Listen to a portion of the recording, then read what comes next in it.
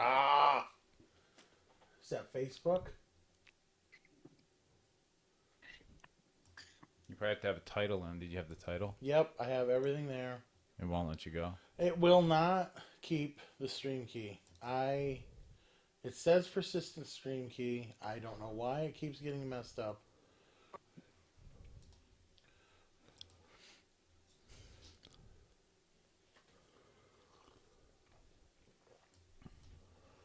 Ralph, can you hear me? I can. Hey, sorry I haven't gotten back with you on that theology tap room or whatever we were talking about. Theology on tap. Yeah. Yeah. I'll try to do something. I'll try to pull something together here. We're still working on trying to get the whole room studio done at the house, but I'll try to just see if there's a night where we can pull something together just to play with it. So I'll get back with you. Okay, and no worries. I've been like super busy and stuff too. Like it's not all on you. I haven't asked you about it either. So Okay, sounds good. We're gonna do a little Jesus is Just All Right.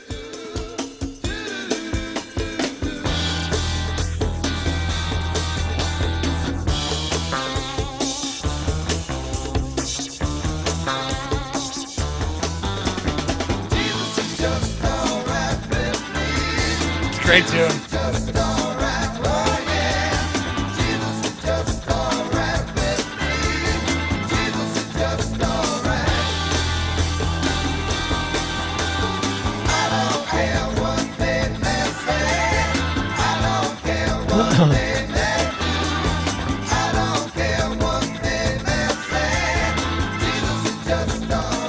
He sure is. All right, Brian. All right, little Doobie Brother action there. Jesus is Just All Right. This is Friday, the 23rd of October. We are cruising through this 2021 year, almost finally accomplished into 2022, and Jesus should be back around 2025, I've heard. Is that So, what your sources say? that's what my sources say, and if not, we're in trouble in 2029 because there is some kind of large asteroid headed for the Earth, and so we're going to be in big trouble if we don't get out of here soon. I did see that. I have seen that. Yeah. It caught our scientists off guard. Yes, off guard. Off guard. Because they haven't been watching anything from Mount Graham or any other place in the Forever. observatories. Yeah. So, this is Uneducated. Don't forget, Acts chapter 4, verse 12. If you ever want to know why the show is called Uneducated, Jesus had some followers, and they were taken before the Sanhedrin after he had resurrected. And the Pharisees and the religious leaders, they saw these men as uneducated men, but they recognized something about them. And what they recognized is that they had been with Jesus. And so, as uneducated people, we say that you don't have to be you don't have to be educated. You just have to be sincere about wanting to find the truth, and Jesus will reveal Himself to you as the way, the truth, and the life. So here we are today, gentlemen. We have a guest with us today. He's been on the show before, but Jim Eichenberger's here. Jim, thanks for being with us today. Hello. That's, Welcome. Glad to be here. Yeah, good. Welcome. Good. And then Ralph is with us from San Diego. San Diego. Yeah. He's froze up. Again? He's already froze up. Seriously? I went to full screen mode and That's a shame. Ralph, are you still with us? He's not. I'm here. Can you hear me? Oh, I can hear you. Yes. Yeah, we can hear you. Keep going. Your face is froze. I think it's my computer. It's literally 12 years old. Oh, There there you you are. are. You're back. You're okay. back. And so Ralph is with us from San Diego. Ralph, how's the weather in San Diego? It's beautiful and sunny. Nice. San Diego. And I think that's the way it always is there, at least until it drops off into the ocean. Yeah, so you got like May gray and June gloom, but other than that, it's 76 and sunny. Mm-hmm. Very nice. Very nice. All right. And we are in Iowa ourselves. We're in Iowa Yeah. now? I don't like Iowa. The people there are strange. Yeah. They are strange. You're not from Iowa, are you, Jim? Pardon? You're not from Iowa, are you? No. Okay. That's good. Cleveland. Perfect. Clevelanders are perfect. Cleveland boy. Did you grow up in the streets, the city of Cleveland, Mike? I started out in downtown. Really? Yeah. Wow. And You we moved out to Euclid after that. Okay. So Were you involved in any gangs or anything? No. No. Were there gangs in Cleveland? Oh yeah, there had to have been, right? Not in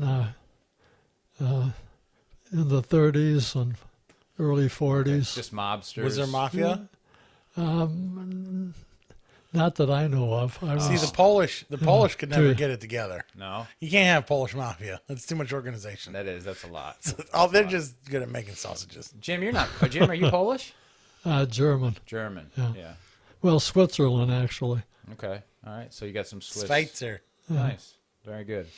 Very good. Well, today we're going to travel down. We're going to start to travel down the Jesus Road, and that's one of the reasons for the We're song. gonna start. Yeah, I think it's going to take a while. We could talk about Jesus forever. We could. I mean, That's what I'm saying. We've been doing that for a while. We're Yeah. not gonna start.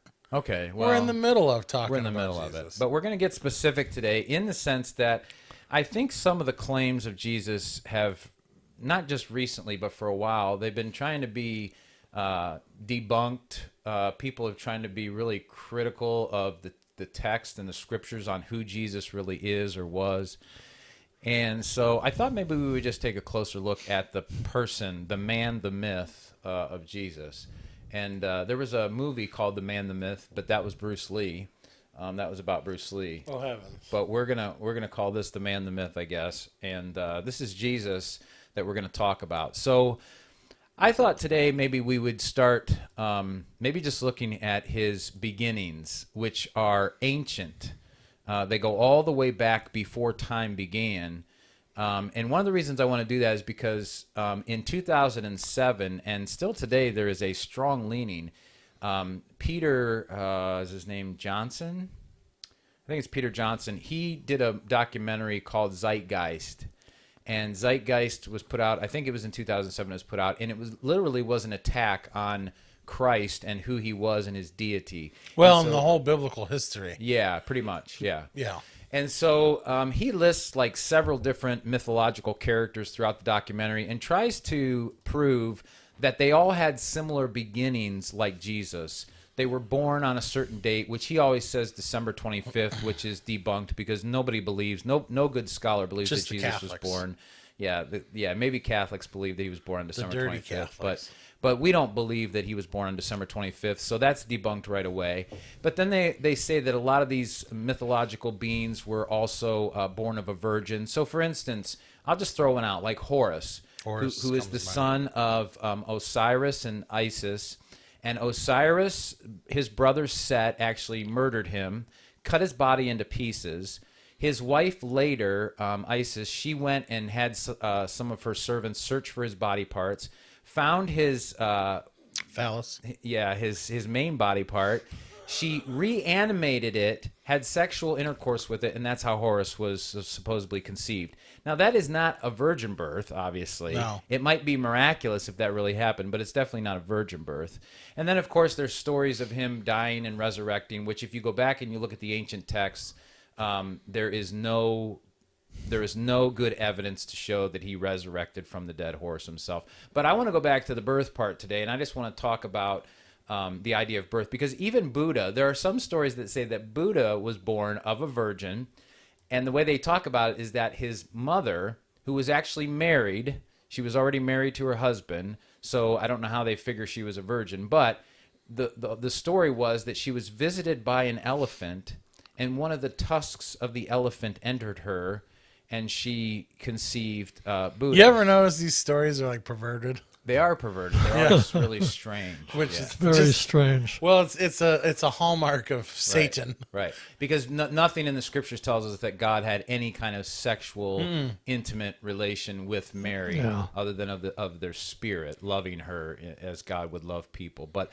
so let's just go back to the origination of Christ. Let's just throw this out. Where do you guys see Christ first appear in the scriptures or in time, or how do we understand where Christ even came from scripturally? Genesis. Okay, Genesis is your first one. Ralph, you want to throw out where we're at in Genesis, and we can just kind of play with that? Well, when it's talking about the creation of the world, and it says "let us," there's a lot of debate on what the "us" is. but I think it's a clear picture of the Trinity that includes Jesus. Okay. All right. But he's not specifically referenced there, right? Specifically, no. Okay. All right. But there's a lot of images of Christ in the Old Testament where he's not specifically named Correct. until Correct. you get up to like Daniel with the Son of Man.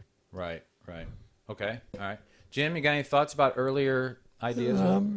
In John 1, in the beginning was the Word, and the Word was with God, and the Word was God. Yeah. So, when he created, he said, "Let there be light," and of course the Word is light. So, I think he was with God right from the very beginning, and Yes. and was part of. We see him as a unity of three. Right. Father, Son, and Holy Spirit, Right. and all three of them seem to be at the very beginning of Right. the Scripture. Genesis 1. Right. Yeah, and in Genesis 1, it clearly says that in the beginning, God, Elohim, which could be a plural, That's right. a plurality of persons, but doesn't mean we believe in many gods, but a plurality of persons there. But God created the heavens and the earth. The earth was without form, void and darkness was over the face of the deep, and the Spirit of God was hovering over the waters. So we have at least the Spirit there as well as God himself. Any other thoughts? I'm just turning us to Colossians chapter 1, and I would try to quote it, but I don't want to misquote it or mess it up here. But if you start in verse 13, this is what Paul writes. For he rescued us from the domain of darkness and transferred us into the kingdom of his beloved Son, in whom we have redemption, the forgiveness of sins. Verse 15, he is the image of the invisible God, the firstborn of all creation, for by him all things were created, both in heaven and on the earth, visible and invisible, whether thrones or dominions, rulers or authorities, all things have been created through him and for him. He is before all things, and in him all things hold together. So Paul tells us clearly there that Jesus was not only at creation, but he created everything. Right. He was the creator, or is the creator. Any other thoughts of his early beginnings there? So then we would all conclude then that Jesus Christ is eternal as God. So Jesus as God is eternal. He never had a beginning or an end. Yes? Everybody there? Yeah. Okay. Yes. All right. Yes. So this makes him different than Horus or Buddha or any other prophet that ever lived. There is no prophet or anyone that claims this, that they were eternal. But Jesus has been claimed to be eternal. So that makes him very exclusive. I mean, there's obviously something special about him. He's unique. That's the word begotten can also be kind of used as this unique one, the only begotten. All right?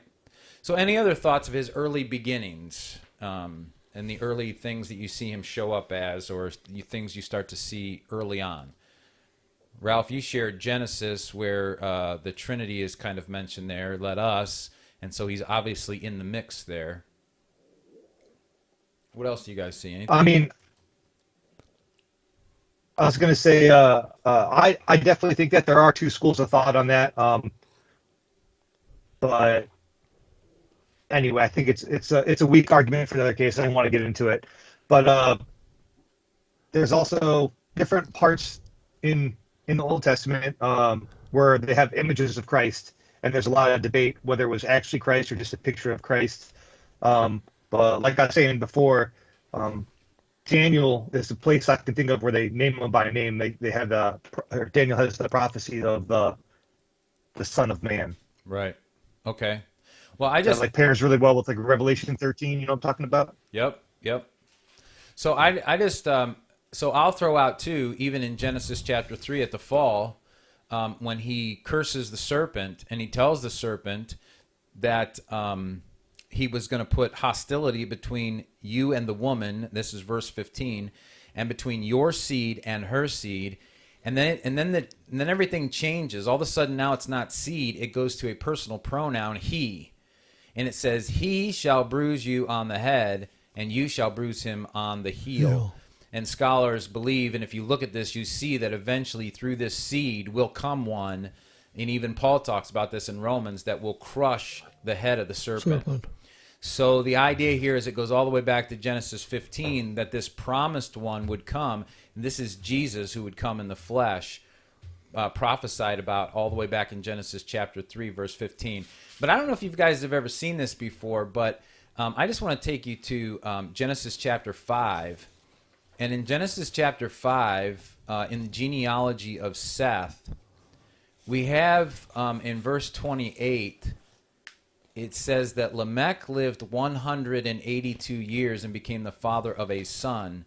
And he called his name Noah, saying, "This one will give us rest." I think that's key. "Will give us rest from our work and from the toil of our hands, arising from the ground which the Lord has cursed."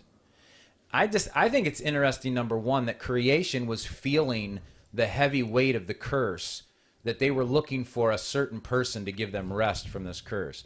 But I think what's even more profound here is that this idea of rest, when Jesus came, it's something he spoke of quite often, the idea that he would give us rest. The author of Hebrews talks about this concept of rest in the Sabbath rest, and Jesus being the fulfillment of that rest. So I think Noah is a type of Christ in the sense that he came and was prophesied that he would come to give them rest, but ultimately it would be through his seed eventually that one would truly come. That's the person of Jesus to give us rest. Mm-hmm. And again, this is unique. This is going, I mean, these are, when we start to look at these things, guys, these are the things I think that people in the world are hungry for, because they need to know the exclusivity of Jesus, in the sense that Jesus is unique. There is no one like Jesus. Mm-hmm. Absolutely no one in history that has ever been like Jesus. Any thoughts on that? Yeah, he was both God and man. Yes, right. Yep. And there is no one that has ever even claimed to be both God and man that I know of. This is a very unique union of flesh and spirit. Right. Yeah. Well, and I think he came to preach and teach and save the lost, not bring social justice. You're right. He did. he did. You're just right. Just because he slept at people's houses that he borrowed and in tents just made him humble. Right. Not a social justice warrior. Right. And let's face it, at the end of the day, he did work. Let's just go back. He did work, but at the end of the day, obviously he's a carpenter, son of a carpenter, so he's a carpenter. Right. At the end of the day, he was just trusting the Father to provide for him. Yeah. And the Father used people. He was living as an example of how we should live. Right. Yeah. Yeah. And I don't doubt for a second that Jesus did not work hard throughout the day. I mean, he was earning his keep. Yeah. Definitely.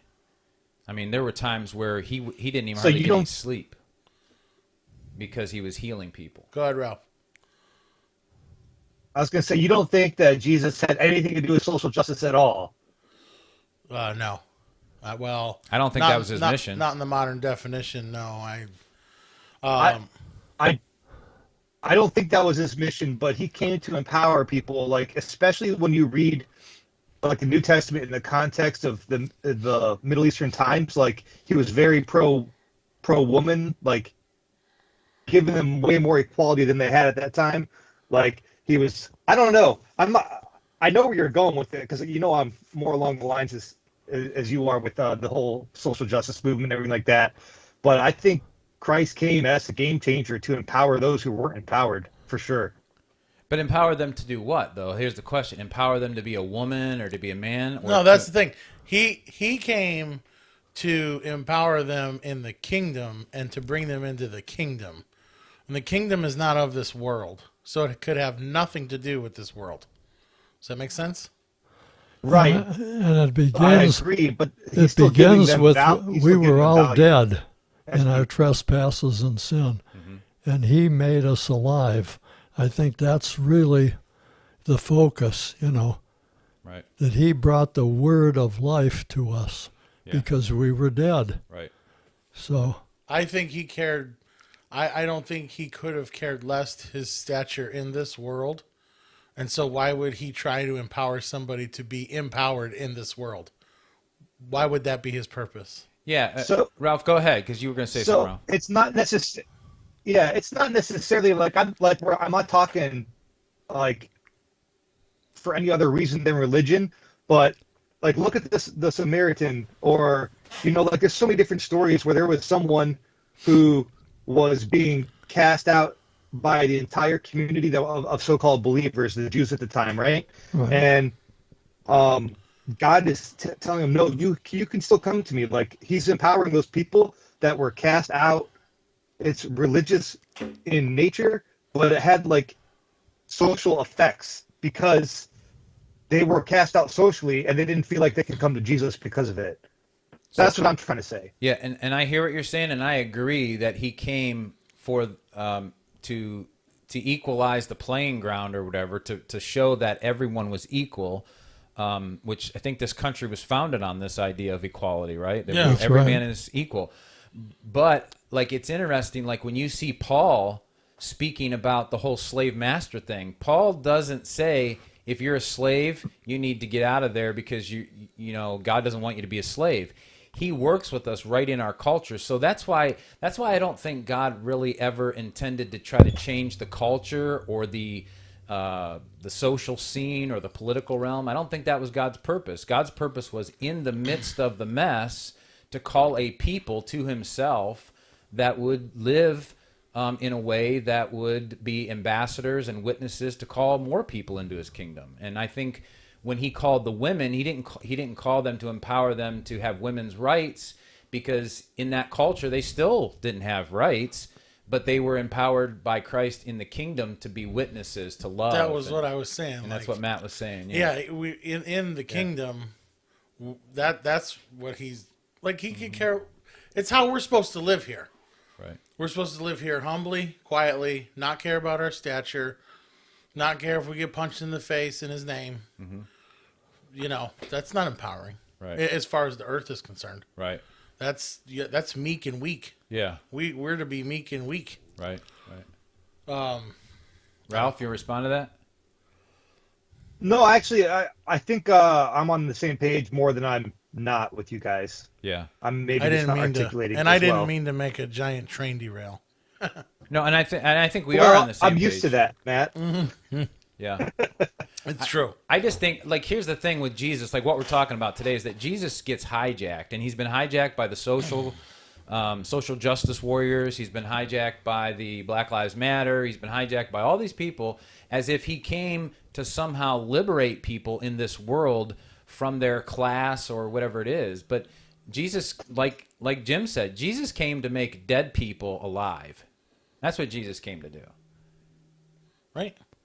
So And really, I think they lost track of the spiritual end of it. yeah, They were more physical, right. and really it's a spiritual. That's where eternity is. It's in the spirit. Right, So right. I think he really wanted people to recognize that there's a spiritual part that's Right. very important. Right, right. Well, let me throw this question out. Say, for instance, we were living in a world where women still were not allowed to vote. But say, for instance, men were serious about following Christ and women were serious about following Christ. Would it matter? I don't think so. It's just a thought to throw out there. I'm not sure that women would be told they couldn't vote in that kind of a kingdom or a system, but if that were the case, would it even matter? It didn't matter because women didn't have any rights until women's suffrage in the 20s on this planet. Like, women having a say in being who they are is a 100-year-old idea at best right now. Mm-hmm. That I know of. I mean, right. I'm sure there's an African tribe in Zambia a long time ago that was all women, like the movie Black Panther. But, I mean, as an idea, we're living in the first country in 5,000 years to have as much freedom as we do. Mm-hmm. and as much plenty as we have had. And so much so that women were able to then attain an equality with men like none other in history. Right. All people have the right here at this point. We're swallowing people over our borders and giving them that right. Right. There's no other nation in the world in history that did this. Yeah. It's going to bring us down, but And- that's and- another topic. And can I just throw out this idea too? The minute people are empowered in the flesh, all of a sudden it leads to corruption. It does. That's right. It does. I mean, it's different to be empowered in the spirit, but like, I mean, you think about it, what, other than the fact that women have been liberated in the sense that they can vote and they're in the workforce and they're still fighting for equal wages and those kind of things. I get all that stuff, and I'm for that. I don't have a problem with that. But ultimately, I mean, what has the women's right movement actually done to help women become women who are after God's heart? I don't think that movement has done anything for that. I think ultimately it's the church that leads that charge. And with that, we have silence. Sorry. I'm responding to a text or Okay. a call. Someone tried to call me. My bad. All So we should get back on our original topic. Well, we're talking about Jesus because ultimately he is the one who liberates, and so that's fine. But I was just looking at his early beginnings, and let's peruse around a little bit in this Daniel passage that you were talking about, Ralph. Daniel chapter 9, you said, I think. No, I think it's in 6 7. or 7. 7, yeah. The Son of Man, Ancient of Days, and the Son of Man. Daniel 7, yeah. So let's just take a look at that. Is it Daniel in the Old Testament? Anybody? Yes. I can't seem to find it today. It's right after Ezekiel and before Hosea. There you go. Hosea. Well, that's good too because Jim has something to share with Hosea too, which we're going to get to here in just a minute. But Daniel 7. So we have the reference to the Ancient of Days and his reign in verses 9 through 11 or 12. And then in verse 13, he says, I kept looking in the night visions, and behold, with the clouds of heaven, one like a son of man was coming. And he came up to the Ancient of Days and was presented before him. And to him was given dominion, glory, and a kingdom, that all the peoples, nations, and men of every language might serve him. His dominion is an everlasting dominion which will not pass away, and his kingdom is one which will not be destroyed. And we're saying this is evidence of Jesus before Jesus. Yeah. Yeah. Yes. Yeah, this is Daniel's prophecy, the one that would come, the Son of Man, the Messiah. That's why the Pharisees got so ticked off when Jesus said, and you will see the Son of Man coming at the right hand, or in the clouds. You will see the Son of Man coming in the clouds. And when they heard that, they tore their clothes because they knew what he was speaking of. And it goes right back to this Daniel passage. So that's why they were so ticked up, and that's ticked off, and that's why they actually crucified him eventually, because of his blasphemy, because of that. Okay, so that's a good reference. So let's just go back up to verse 9, the Ancient of Days. He says, I kept looking until thrones were set up, which is interesting. Not just a throne, but thrones were set up, and the Ancient of Days took his seat. So there's more than one throne. And yet the Ancient of Days took his seat on one of the thrones. It says his vesture was like white snow, and the hair of his head like pure wool. His throne was his throne was a blaze of flames. Its wheels were burning fire. A river of fire was flowing and coming. So this here almost sounds like the same throne picture of Ezekiel chapter 1, when Ezekiel sees this vision of a throne coming down. Some people try to say it's ancient aliens and, like certain types of UFO type thing, but it seems to be throne language. But here's what I find interesting. His description, his vesture white as snow and his hair like pure wool, that if you go to John's description of the voice that was speaking to him, which is Jesus, the voice that's speaking to him in Revelation chapter 1, I think it is. It's the same description.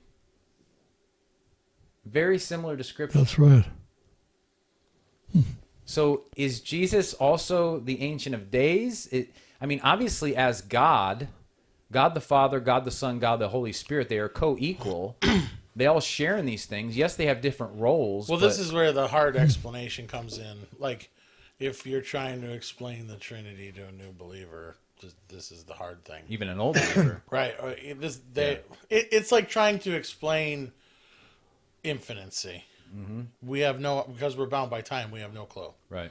Of infinicy. Right. And so, Yeah. It becomes a concept that we have to have faith and understand, but we're not going to understand it. Right.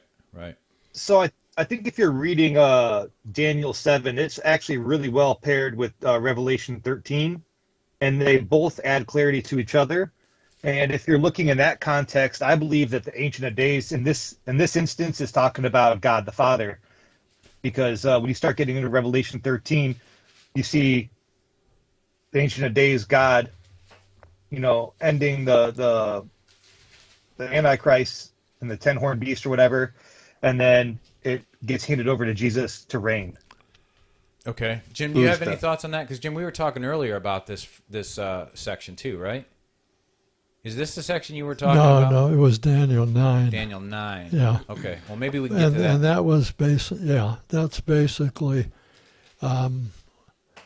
when the angel Gabriel came to Daniel when he was praying with an answer, and he basically said that there were 77s of years until the Messiah would come. So that really is an identification. And if you look at the year or the 77, which is 490. Right. And the time when the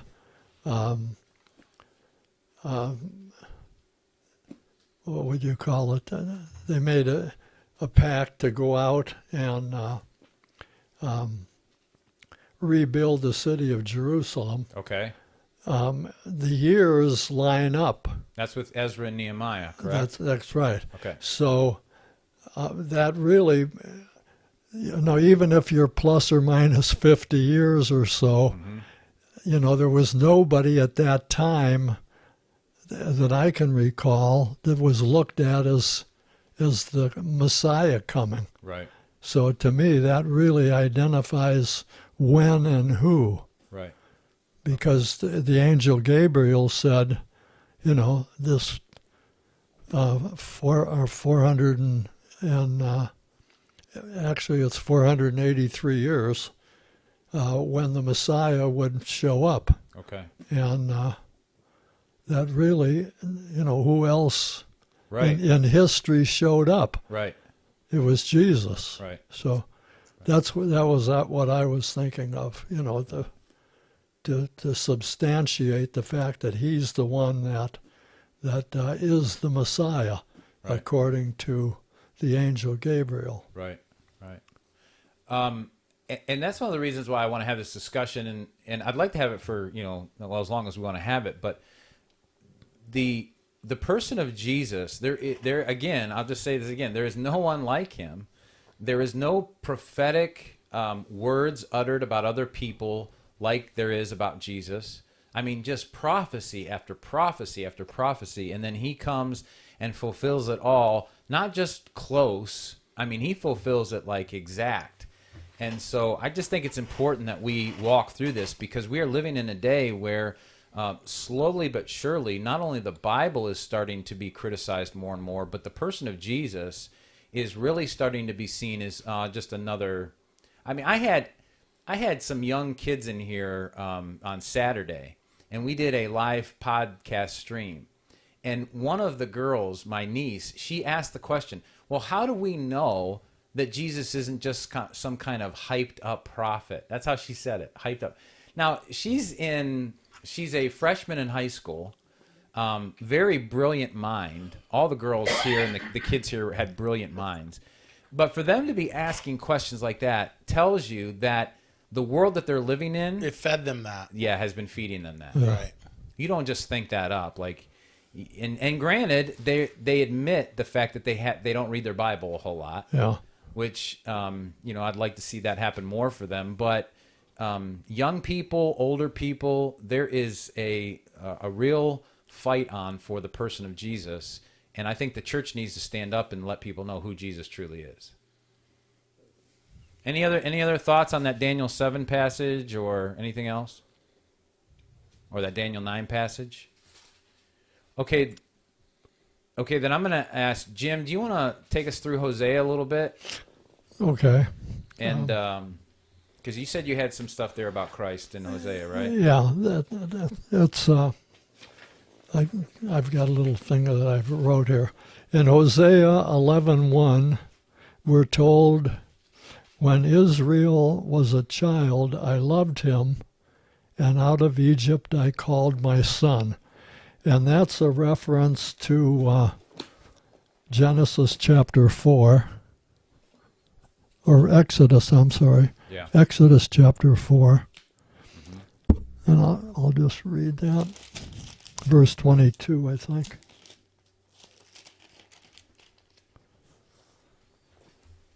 And this is God speaking to Moses. "Then you shall say to Pharaoh, Thus saith the Lord, Israel is my son, my firstborn. So I say to you, let my son go, that he may serve me. But if you refuse to let him go, indeed, I will kill your son, your firstborn." So it's quite obvious that Israel is his firstborn. Right. Okay. Right. And that's what Hosea is quoting, basically. We are told, when Israel was a child, I loved him, and out of Egypt I called my son, which is referring to God's natural children in Isaac, Right. which were captive in Egypt at the time. Uh-huh. Okay. Now there's another interesting, and you don't have to turn to this, but it's in Psalm 80, verse 8. It says, God called Israel his vine that he brought out of Egypt. Okay. Okay? Yeah. And that's also in Jeremiah 2:21. Okay. It talks about his vine. So God is, or Israel is not only God's son, but he's also his vine. That's John 15 and... Well, yeah, we haven't got there yet. Okay, though. all right, we're getting there. Okay, all right. Okay.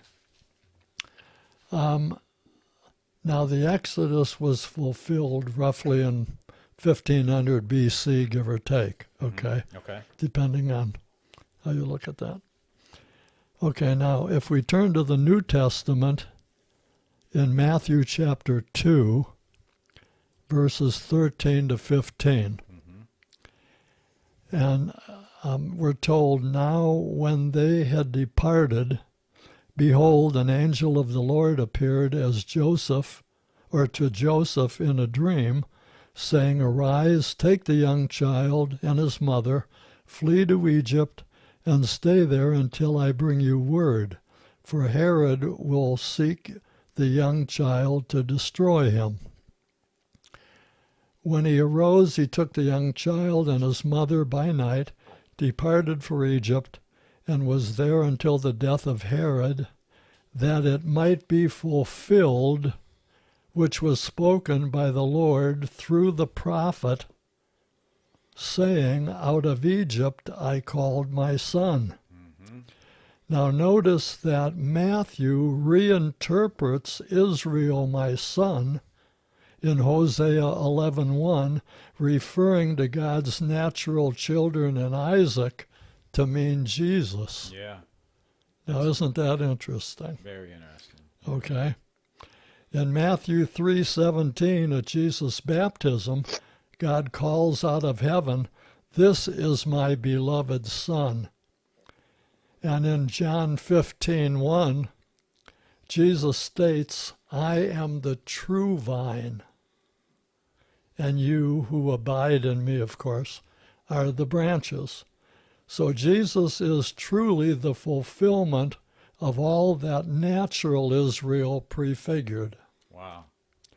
He is the true spiritual Israel, and through faith in him, we who believe are all God's spiritual children and part of the Israel of God in Christ Jesus. Yeah.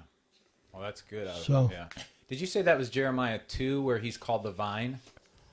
That's in Jeremiah 2:21. 2:21. Yeah. Okay. All right.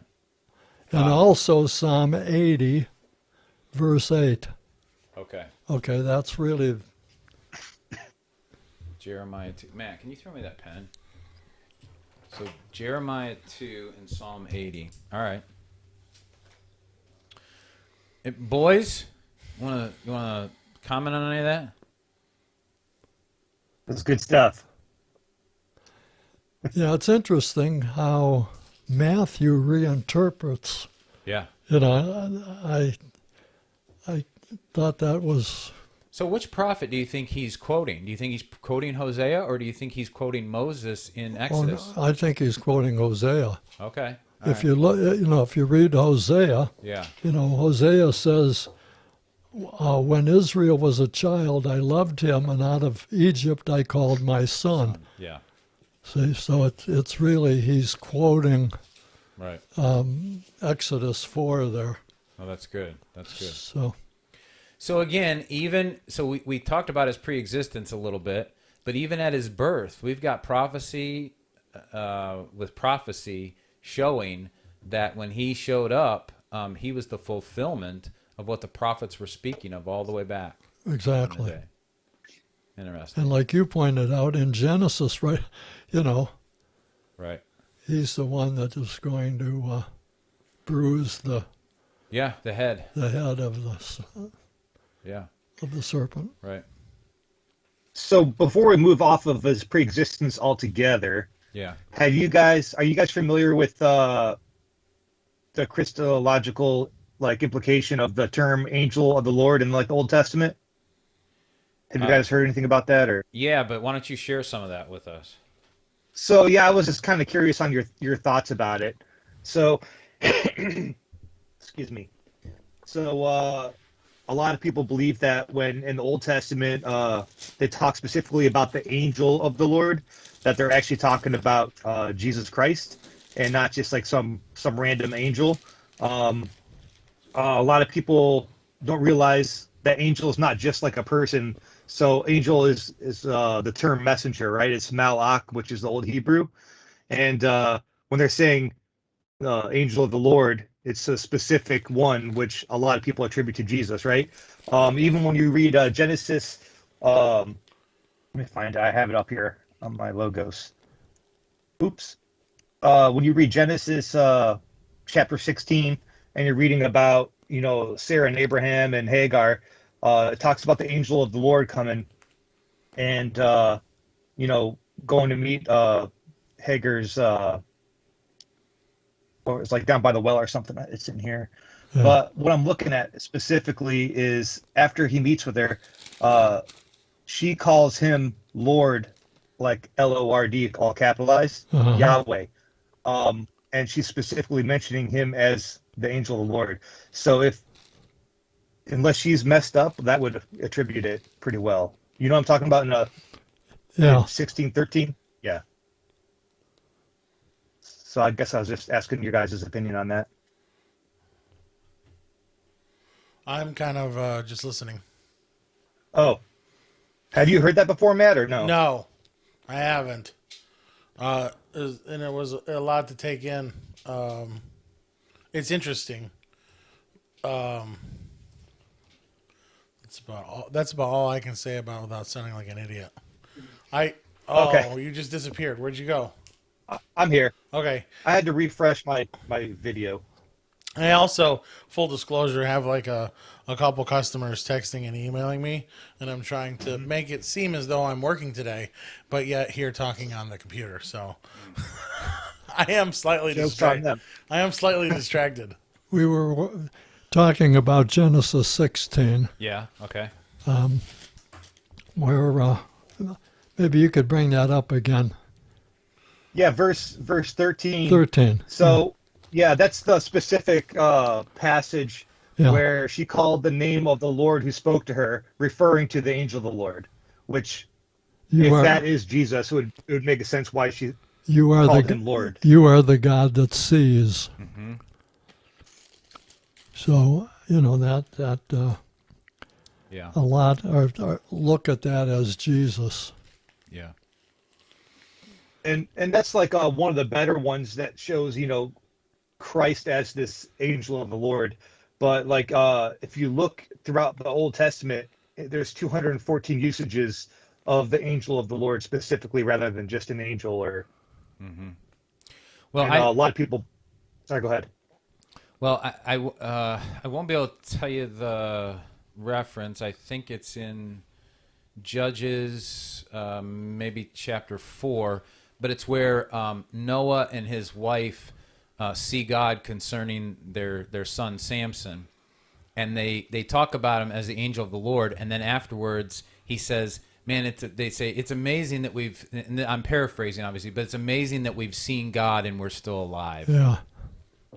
And yet, Judges 13. Judges 13. Okay, yeah. So, yeah, I mean, these references are amazing. And 214, you said, total in the Old Testament, angel of the Lord? Yes. Yeah. And so this is the pre-incarnate, at least what many scholars believe is the pre-incarnate Christ, right? Yeah, so I tend to take everything with a grain of salt, but I think there are some verses like this one and the one in Judges, and then there's one in Isaiah that use the word like Redeemer, that you can't say it's anything other than Christ. Like, will I say all 214 are? I don't know, because I haven't actually done the study to look at every single one. Mm-hmm. But I do think that the New Testament, even, it has many different verses in it where it says, oh, this is he's the one who was spoken of in the Old Testament, or you know what I mean, like he's the promised one. And I don't think it's just the prophecies. I think it's images like this where like Christ is shown throughout the whole Bible, and I think the Old Testament is overlooked a lot for Christ, and this is kind of the reason I'm bringing it up. Yeah. Well, I'll tell you what. Maybe we can just kind of camp here for the next 10 or 15 minutes because we're about out of time today. But here would be my thought. If we just stopped here in Genesis chapter 16, and then next week and the week after, we can kind of look more specifically at some of Christ's, words and maybe even more of the prophecies that surround him. But looking at his pre-existent life and the prophecies about him, and you see this passage here in chapter 16. So you have Hagar, who is a slave or a servant of Sarah's. She has been literally forced. I mean, I don't know so much as we would say raped, but she has been forced by her master to have sex with her so that they can somehow help God fulfill the promised seed. And when you say master, it was Sarah, right? Well, Sarah was over her. I mean, technically Abraham would have been her master, but she would have been Sarah's But servant. wasn't Sarah the one that said, like, I can have babies? Yes. You go be with my husband. Yep, Right. she did. Yeah, she did. Yeah, That's you're I right. just exactly want right. to make sure we Yeah. understand the women did this Yeah, again. you're exactly Yeah. right. Now I have, yeah, you're right. That's And, good. Matter of fact, that's why Abraham gets in trouble because he listened to his wife. Yeah. You know, again, and just like if you go back to the garden, Adam got in trouble because he listened to Eve. Yeah. That's why he Yeah. got in trouble. So I don't think we should There's ever. a subtle, I think we have a Friday conversation out of that alone. It is. We'll yeah. move on. Yes, we'll move on.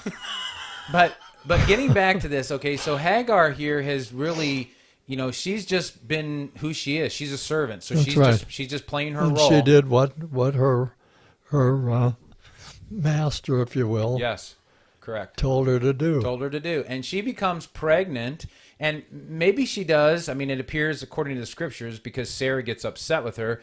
Maybe she is kind of doting a little bit and flaunting this. I'm pregnant and you're not in her face. But then again, Sarah, she was just kind of spiteful about the whole thing, so we don't really know what the whole thing happened. But so Abraham gives Sarah the opportunity to do whatever she wants, and so she starts treating her like dirt, and she decides to run away. Now, I think it's amazing that she's running away with not the promised seed. She's running away with the seed that was made out of human ingenuity. You know, they tried to figure this plan out. And yet God comes to her and not only offers her his love and his kindness and his mercy, but he says, I will make a great nation out of your child. But then he tells her to go back and submit to Sarah's abuse, which again tells us that God is not about your happiness. No. He's about redeeming people. And so he says, go back and submit yourself to her abuse, but I'm going to make this great nation. The hardest part for Americans. The hardest part for Americans, right. And then when they get back, it tells us later on in this next chapter that Abraham circumcised Ishmael along with himself and all the other ones. So when I look at this picture here, this picture is that God has never excluded anyone from the redemption that he offers. Mm-hmm. There's not been one person that's ever been excluded. People exclude themselves because they do not want to follow the truth of who Jesus Christ is. I find it loaded, though, because it's like Charlie Wilson's War and the Chinese boy and the horse. We'll see. Like, yes, he gave him a great nation, but it's the Muslim nation. It is, but you know what? They are just as redeemable as any other nation. That's right. They are. But, I don't know. I guess I see some irony there, or because what's funny about that is I agree, judgment. But like I look at now this is just me, but I look at the American nation, and I say we are just as crooked and just as evil as the Muslim. Mm-hmm. And I know people don't want to agree with that because we seem to have clothed it in democracy. We all listen in an equality sense. We're all sinners, right? And bad sinners, like horrible, like horrible sinners, like depraved mind. Yeah, right. I don't know. That'll be another topic for a different Friday. It will be. I don't think I'm on board with that. But this is why I love talking about the exclusivity of Jesus, because in talking about the exclusivity of Jesus and who he is, it brings to light that he has longed to include everyone in his kingdom, not leave one out. It's not his will that any should perish, right, Ralph? Right.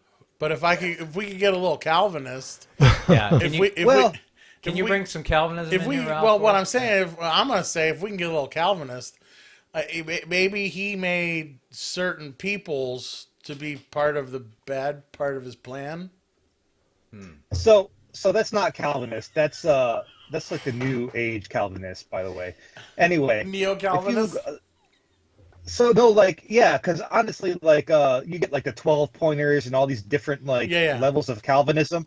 They take it way too far. It's not it's not the intent of John Calvin, the original. Just like Darwinism, right? Darwinism is not the same thing as this evolution that's taught either. Darwin was more of an adaptationist. I'm not saying he's correct. I'm just saying people take it too far, right? So I do think that there is a thing called limited atonement, but it's not because of God's desire for everyone to be saved or not, because God does desire everyone to be saved, but he also knows that not everyone will choose to serve him, that not everyone will choose to love him, and those people are not atoned. So it is a limited atonement, right? Because if God's blood covers all sin, then all people would be saved, and all people are not saved. So there is a limited atonement unless everyone goes to heaven. But that's not even actually where I was going to go with this. When Brian was talking about the exclusivity or that no one's excluded, right? Yeah. It does make me think about verses like when Moses went to Pharaoh, and Pharaoh finally did change his heart and said, "Okay, your people can go." And then I gotta look this up. I don't know exactly where it's at, but it says God hardened his heart. Mm-hmm. So God hardened Pharaoh's heart after he had, decided to let his people go. So there's something there. I don't know. What are your thoughts on that? Well, here's my thought: is if you look at that entire progression, the earlier times where Pharaoh was, where God brought Moses to Pharaoh and said, "Let my people go." Pharaoh there were several times where Pharaoh hardened his own heart, and then God hardened his heart because of that. And so I don't know where you want to draw the line. Of course, there will be people who will try to get into the grammar of that and say, no, Pharaoh did it first. No, God did it first. I think the studies I've seen is that Pharaoh began the process of hardening his own heart, and then God hardened it after that, which, in my opinion, even the hardening of a heart, when God hardens a heart, it's not like he comes down and says, you are not going to be saved. It's that God brings experiences into a person's life, and like the New Testament says, their conscience becomes seared like as with a hot iron, because they will not accept what God desires for their lives, and they become hardened, meaning their conscience becomes more and more seared where they can't even see the truth anymore. That's my concept of Pharaoh all the way into the New Testament. Yeah. Jim, you got any thoughts on that? Yeah, excuse me. Well, I was thinking more like when God, when Jesus made the new covenant, he said he made it with many. Yeah. Right. All right. He didn't say all. Right. And if you go back to Daniel 9, where some people try to say it's the Antichrist that's making the covenant, but it's obvious when Gabriel came, his focus was on the Messiah. So I look at that as, the covenant that God made, or that the angel Gabriel was talking about, is the covenant that Jesus brought with many, and that's brought out in the fact that when Jesus entered into the new covenant, he entered it with many. Yeah. Okay, so, and I think that's a quote in Daniel 9, which let me just read that. I think it's really a quote of Daniel 9 in Hebrews chapter 9. Hebrews 9 and verse 27, I think. Yeah. Yeah, you could read. Let's see. Where am I? Yeah, he then would have had to suffer often since the foundation of the world, but now, once at the end of the ages, he has appeared to put away sin by the sacrifice of himself. And as it is appointed men to die once, but after this the judgment, so Christ was offered once to bear the sins of many. Do you see? Yeah. So that ties in with the covenant in Matthew 26, the covenant that Jesus is making, the new covenant, Right. with what Gabriel said in Daniel 9. What verse is that, Jim? That's Hebrews 9, 26 through 27. Oh, Hebrews. Okay. Gotcha. Okay. But it appears to me, at least, that this is a direct quote to Daniel 9, see? Okay. That that Gabriel was saying that when the Messiah comes, he's going to make a covenant with many. Do you see? Yeah. And it has to do with the sacrifice and the offering. Those two words are brought out in Daniel 9:27. Okay? Yeah, and this is interesting because this is, Jim, where you said that most people think that this is speaking of Antichrist making a covenant. So in 9:27 of Daniel, it says, and he will make a firm covenant with the many for 1 week, but in the middle of the week he will put a stop to sacrifice and grain offerings. But start that over again. Okay. And he is not in the Hebrew. Okay. Okay? All right, so it just, and will make a firm covenant. With many. Okay. So that's referring to who? He, who? You go back to who's the focus of The subject is Messiah. Messiah. Exactly. Wow. Okay. Was your mind just blown? Yeah, it was. It went. All right, I just want to go back to you said Hebrews chapter 9, right? Right. Sins from many. And Matthew 26, Yeah. And even, here's something to think about. Isaiah talks about this in Isaiah 53, that he made many righteous. Mm-hmm. He doesn't say he made them all righteous. Right. He said many. And Isaiah was written before Daniel, Yeah. okay? Right. So Daniel may, or, well, he actually is getting it from the angel, Gabriel. Okay.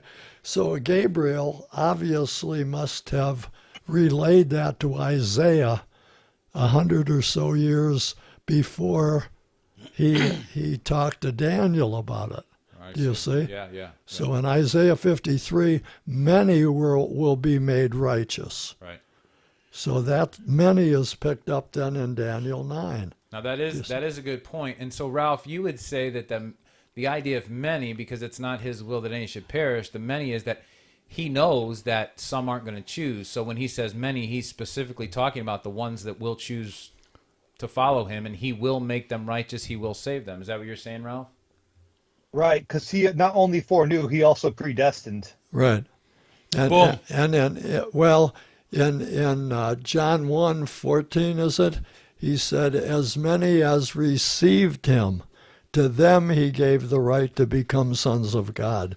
So in my opinion, that's the many, those that receive him. Right. Okay? Right. So it could be... I'd agree with that. It could be anybody, from any, Right. any religion or... And again, so if you look back, like he's not into calling the Muslims his people. He's not into calling Americans his people. Exactly. Those who He Receive him. Those who receive Do you see? He's into calling the elect. So, Well, he is. But the elect are those who will receive him. right. And remember, we're all dead in our trespasses and sin until we hear the good news. Right. Do you see? Yeah. And it doesn't matter who it is. Right. It's the many that do Yeah. to receive him. So then let me ask you this. This is getting a little off topic, and maybe we can Yeah, we are. we can throw this in another thing. But Sorry about that. But Ralph, this is what I've struggled with my whole time in following Jesus. Is what we're talking about here. I am in total agreement of everything we're saying, but I got to admit there's a mystery there that I don't understand, because when I look at people, I go, well, why did I choose to receive him and someone else didn't? Like, why does it make sense to me that he is the way, the truth, and life, and it doesn't make sense to someone else? And of course, the neo-Calvinist or whatever would say, well, that's because God chose you and didn't choose them, and there doesn't matter what they do, they'll never come to the faith. But they should keep trying. But they should keep trying, yeah. And so, how do you work that out in your own mind? Anybody? Free will. So, I mean, that's what Yeah. he go took a ahead. big chance. He did. Do you see? When he said, well, you decide. Right. He- But that's what's so strange to me, because I'm like, why do I decide and someone else doesn't? That's just so strange to me. See, I don't question that. I go, Oh, really? yeah, You're- I made it. You didn't. Yeah, I see. I get you. You'll be around with the Pharisees over there.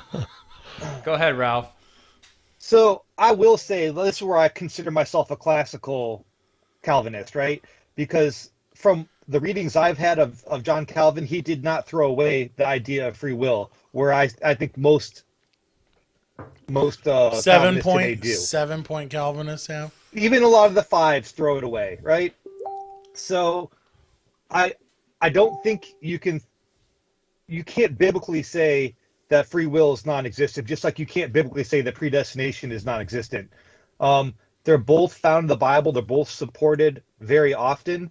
I mean, you can choose not to believe it, but it's still there, right? So as an early believer, when I was young, I really struggled with this for like a super long time. And I said, okay, here's my contradiction in the Bible, the one thing that's going to really make me question everything. And I think as I was studying it, it was kind of like I was hanging over this ledge and I had two ropes in my hand, and one was free will and the other one was predestination. And like as I'm reading the Bible and I'm seeing more stuff on predestination, I let go of the idea of free will, and this rope I'm holding on to just starts falling towards this pit. So then I grab onto the free will and I start studying the free will, and I see that there's so much truth in the Bible um, about free will. So I let go of predestination, and the rope starts falling, and I start going to this pit. And I found out that I had to hold on to both as biblically true.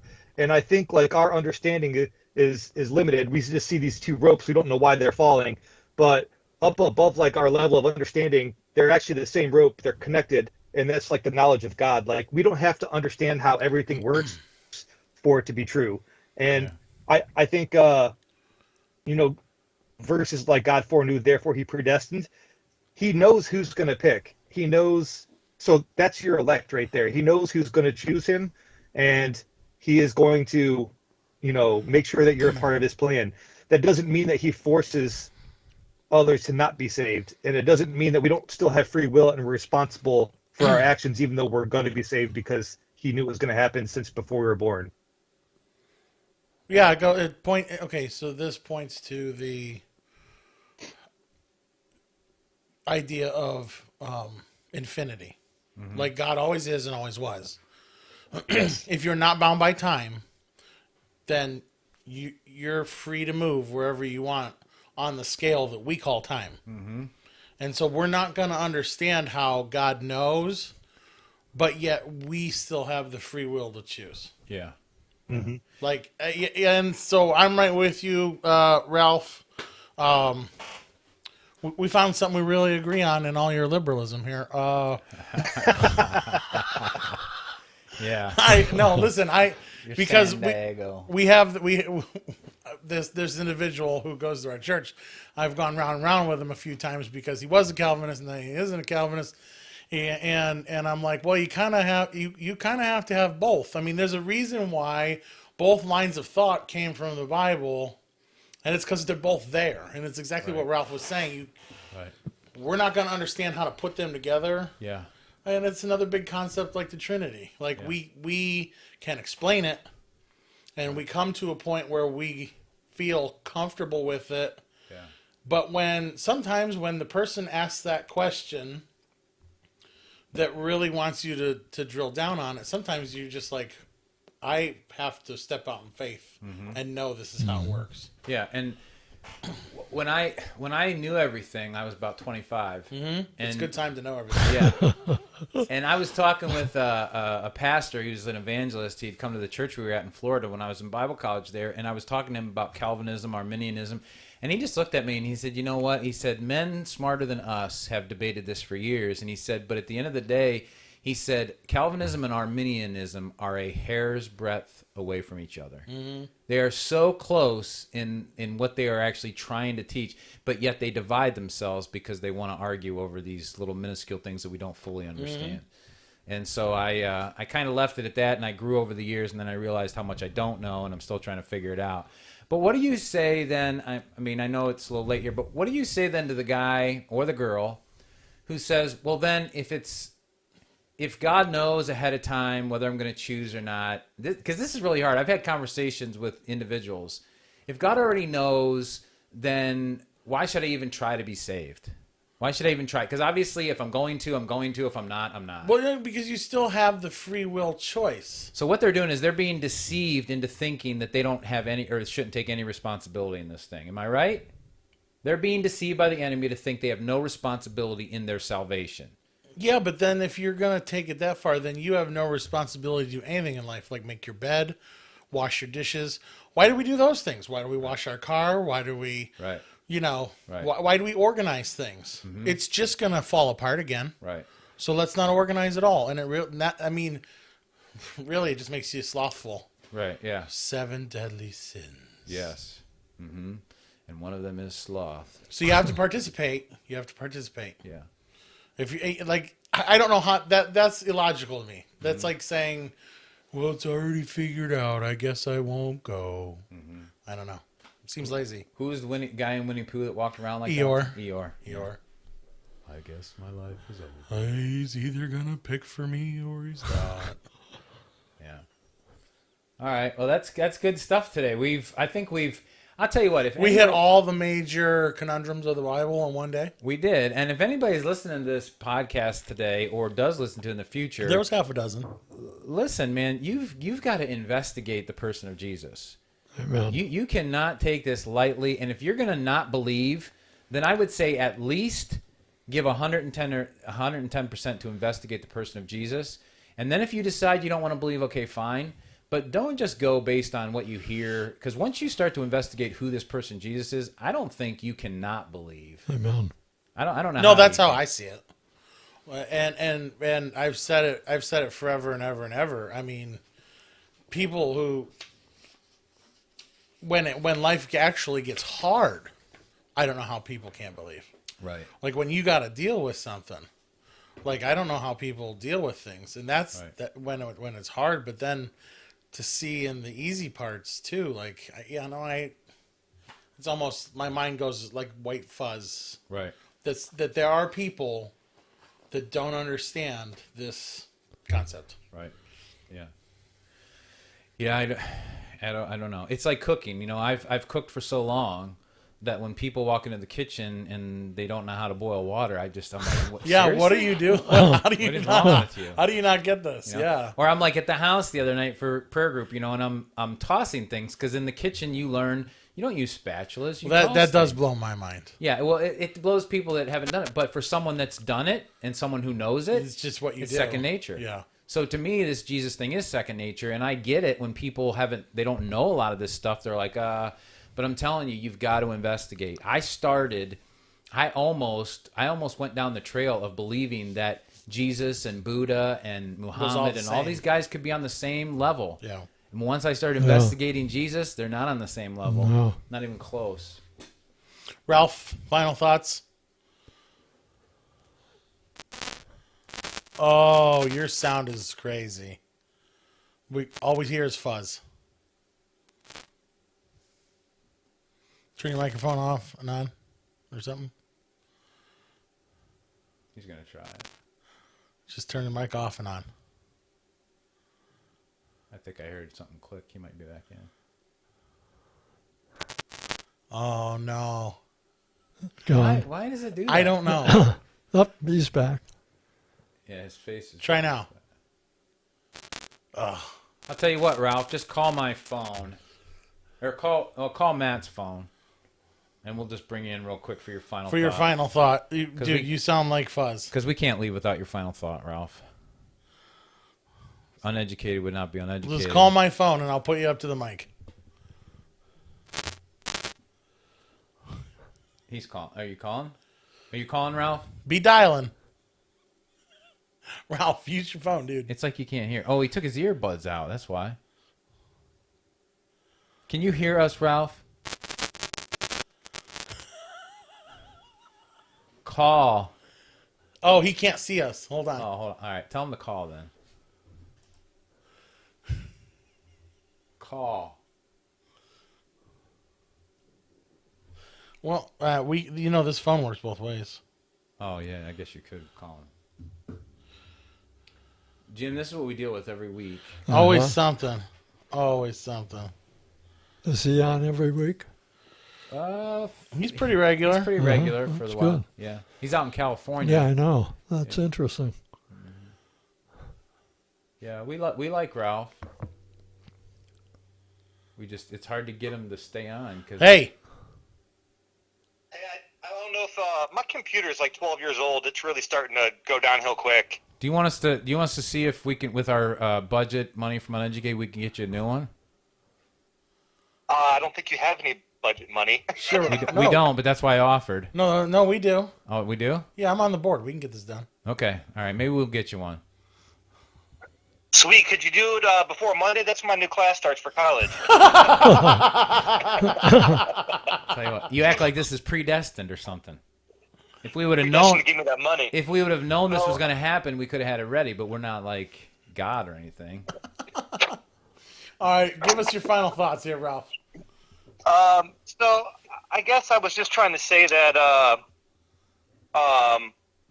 I don't know. I guess I really like this topic. I would like to say, so on next Friday, I'm actually going to be in Seattle to celebrate my favorite holiday. What's that? By Oh, watching Halloween. the Seahawks win against the Jacksonville Jaguars. But would you guys want to take a 1 week hiatus to talk about the importance of the Reformation? Next week?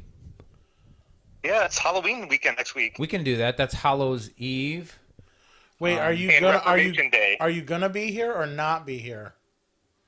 Well, it depends. I'm going to be in Seattle, but I should be able to log on as long as there's good internet at the hotel. Seattle. Okay. Well, yeah, we could. So you want to talk about All Saints Day? Yes. Okay. Well, not All Saints Day, but Reformation Day. Okay. That's 1517, October 31st, Martin Luther's 95 Thesis on the doors of Wittenberg, right? And he's like, you can't buy your cousin into heaven. That's right. I mean, I don't want to get off topic, but that is like my favorite holiday. Okay. Are we going to talk at all about the fact that Martin Luther, towards the end of his life, was an anti-Semite? I don't know. I don't know we why. can. I mean, Why is that bad? so he had dementia, so I don't think that negates all the work he did, honestly. But we can talk about that. All right. No, we'll stick to that. But if it comes up, we'll see. I don't know why a person can't have problems and we gotta throw them away. I agree. You just went woke on Martin Luther right now. I agree. That's why I did it. Because everybody's going to bring it up. Well, wait a minute. You can't believe anything Martin Luther You said. gotta throw everything out. Throw everything out with the Throw it all bathwater. out. Yep. That's like I still have my Ravi Zacharias marriage counseling book. Oh, really? His marriage counseling book. Yeah. Yeah. And you know what's funny in there? He says husbands should get a massage every once in a while. No, he does not. No, he does not. Does he? Yeah. No, he It's in doesn't. chapter 4. No, it's not. He doesn't even have a marriage counseling book. I'll tell you what, though, I do still have some of his apologetics work is some of the best around. I'll tell you that, whether people throw him under the bus or not. Which I'm just poking fun. All right. Are we going to end this thing? we are. So next week is Reformation. You want to do that? Yeah. If that's okay with everyone. I'm fine with that, and then we'll come back to Jesus. Absolutely. All right, we'll elevate Martin Luther, and because he had a lot to say about Jesus too, so we'll go with that. I thank you guys. All right, well, Okay. Ralph, you God have a great bless. yeah. Thank you, Jim, for being here. Yeah, thanks, Thank Jim. you. It's always a ton of fun having you here. Insightful. And those of you that are fans of Jim, he may be back more than you know, right, Jim? Yeah, it comes now we got a real studio. Yeah. And everything went off without a hitch today. Yeah. Kinda. And I think Jim's liking this comfy couch, this orange couch. Yes, Here. this is very nice. Really nice. All right. Well, till next week. Till next week. Have a good one. Go ahead. You finish out your thought. Well, we got an error report.